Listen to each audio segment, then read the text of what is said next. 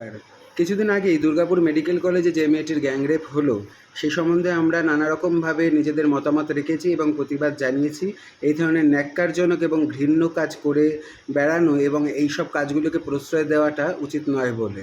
কিন্তু তার সাথে সাথে এইসব কাজের জন্য কথা বলতে এসে যেসব মানবদরদি তকমা নিয়ে ঘুরে বেড়ানো লোকজন বলে বেড়াচ্ছেন রাত্রিবেলা মেয়েদের বাইরে বেরোনোর দরকার কী, বা যে ধরনের কথাবার্তা বলে বেড়াচ্ছেন যে তার সাথে এই ধরনের সম্পর্ক ছিল, সম্পর্ক থাকলে পরেই কি সে রেপ করার একটা অথরিটি পেয়ে যায় নাকি?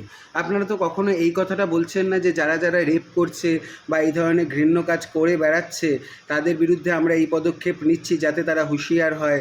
এই ধরনের তাদের বিরুদ্ধে তো কোনো আপনাদের রাগের কথা দেখছি না।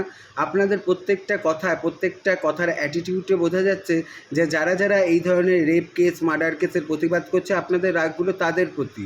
ব্যাপারটা কেমন একটা বোকা বোকা হয়ে যাচ্ছে না? বারবার এই জিনিস চলতে থাকবে আর আপনারা এই একই ঘন্টা বাজিয়ে যাবেন, তা তো চলতে পারে না, না? এইভাবে চলতে থাকলে আজকে মেয়েদের বাইরে বেরোনো বন্ধ করছেন, কিছুদিন বাদে তো কন্যাভ্রূণ হত্যা করাটাও লিগ্যাল করে দেবেন এই রাজ্যে। হ্যাঁ, লিঙ্গ নির্ধারণ করে তারপরে সন্তানের জন্ম দিতে চাইবে সবাই। কেন মেয়ে হলে রেপ হবে এবং রেপ হওয়াটা নর্মাল বলে জানিয়ে দিচ্ছেন আপনারা। আপনারাই রাস্তাটা দেখাচ্ছেন। কন্যা সন্তান জন্মালে কী করবে? মুখে নুন দিয়ে মেরে ফেলবে? নাকি তাকে টাকা পয়সা খরচা করে পড়াশুনো করিয়ে শিক্ষিত সমাজে একটা ভালো জায়গাতে গিয়ে দাঁড় করাতে চাইবে? তখন কী বলবে, ঠিক আছে পড়াশুনো শিখেছিস এখন ঘরের মধ্যে বসে থাক, আর বাইরে বেরোতে হবে না? কোন রাজ্যে বাস করছেন? কোন সমাজে বাস করছেন আপনারা? সমাজ থেকে কতটা পিছিয়ে গেলে মনে হবে যে ঠিকঠাক চলছে? কেউ প্রতিবাদ করলেই সেটা অন্যায়। কেন প্রতিবাদ করছে সেটা কোনো দিন মানে খতিয়ে দেখার চেষ্টা করেছেন?